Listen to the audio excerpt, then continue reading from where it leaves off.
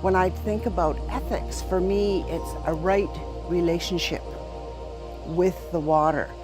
So for me to be in right relationship with the water, is to be sure that I'm taking care of it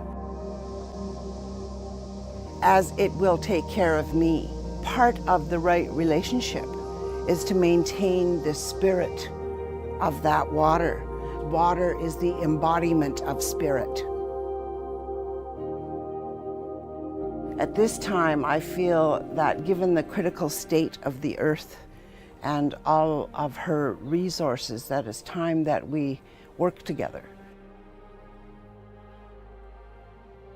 Priorities have to shift because water is at the center of everything for all of us.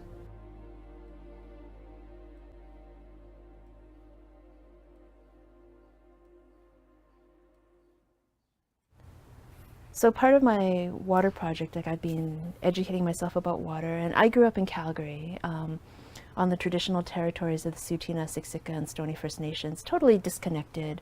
Didn't have a clue I was drinking the Bow River until I was in my 20s. And then I said to my mom, Mom, what are we drinking? She's like, I don't know. And so we realized at some point we had this conversation. I'm like, we're drinking the Bow River, like we're part of the Bow River. And we've been part of it for so long, and we didn't even think about it that way at all, right? It's so interesting to see where our water comes from. We're so lucky here that we have this amazing, beautiful, drinkable water.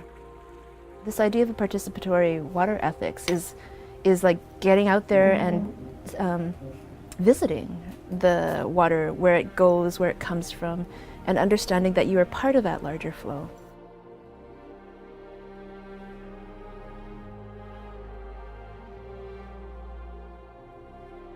When we start thinking about water, it takes us all over the place, to plastic, to industry, to our economic systems. Like, water really is everywhere, and it offers a lens to shape and transform the way we imagine our society.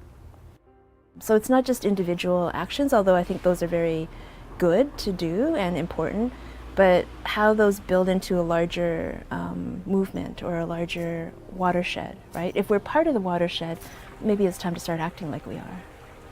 Water is not just something out there, some sort of commodity, but something that is precious and sacred in our everyday lives, and knowing that we have a responsibility to take care of the water. That, I think, is really important. At its heart, water is a sacred gift, but in its sort of everyday quiet presence, I think there is a danger that we take it for granted. And when we stop taking it for granted and start to think about what we can do to honor water and respond to its gift, then I think a lot of things become possible that might not have been possible before. What would happen if water were at the center of our consciousness rather than buried in the periphery? Well, I think our cultures would change a lot. I think if we were to focus on water-friendly infrastructure and water-friendly engineering, that we would make life better, not just for humans, because I think we're capable of that for sure, but for all other creatures. We saw the return of salmon in Still Creek, for instance. If people have the will to do something, they can do amazing things. Both the ferned and the furry, the herbaceous and the human, can call the ocean our ancestor. Our blood plasma sings the composition of seawater. Roughly 500 million years ago, ocean reshaped some of its currents into fungi, flora, and fauna that left their marine homes, and learn to exchange bodily fluids on land. Spreading like succulents and stinging nettles, our salty wet bodies refilled their fluids through an eating that is also always drinking. Hypersea is a story of how we rearrange our oceanic selves on land. We are liquid matrix, streaming and recombining through ingesting one another, as a child swallows a juicy plum, as a beaver chews on a tree, or a hare inhales a patch of moist, dewy clover. What do we return to the ocean that let us loose on land? From an Indigenous perspective, everything within creation is sacred and interrelated. Human beings have a relationship with the seen and the unseen worlds. A phrase that Indigenous peoples use that encompasses this interrelatedness is all my relations. Within this context, we ask you to conceive of water as the embodiment of spirit.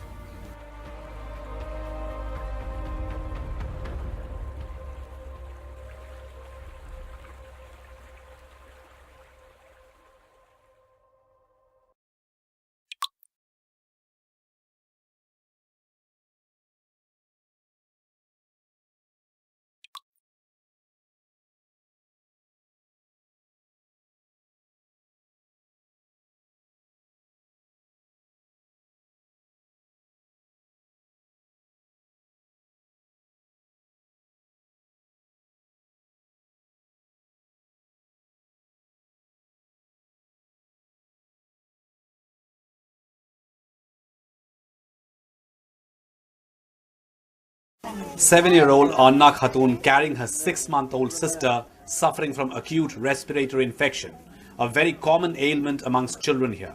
It can also be fatal. For millions of people living on islands in the middle of the Brahmaputra, these boats, mobile health clinics popularly known as the doctor boats or ship of hope, is the only hope of any health care reaching out here. But given the magnitude of the flood devastation this year, any help will be inadequate. Once a month, this boat arrives here with health care. There are 15 such boats across 13 districts of Assam, covering about 1 million people. But no help is at hand for another million who live on similar islands called Chors or Saporis under constant threat from the river engulfing them. The Brahmaputra has more than 2,500 such islands where government medical care has failed to reach. Major sufferers are the children out here. Since there have been 3 waves of floods this year, there are more number of patients who are suffering. Mother of 7 children, her youngest, a year-old, weighs just 5 kgs, grossly underweight. Every second child under 4 years in Assam is malnourished. The maternal mortality rate is worst in the country. Health indices for women and children are shocking. Waves of flood has only worsened the situation.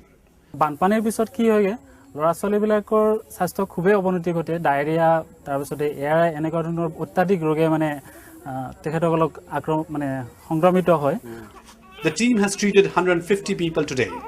Tomorrow they shall move to another island to bring some hope to people, many of whom have never even seen a doctor. In Bordia, Kishala Bhattacharjee for NDTV. India's #1 news app. Just got even better. Download NDTV's new app. Fully optimized for retina display. Full screen view. Faster response time. And Sudoku. NDTV's new iPad app. Download now.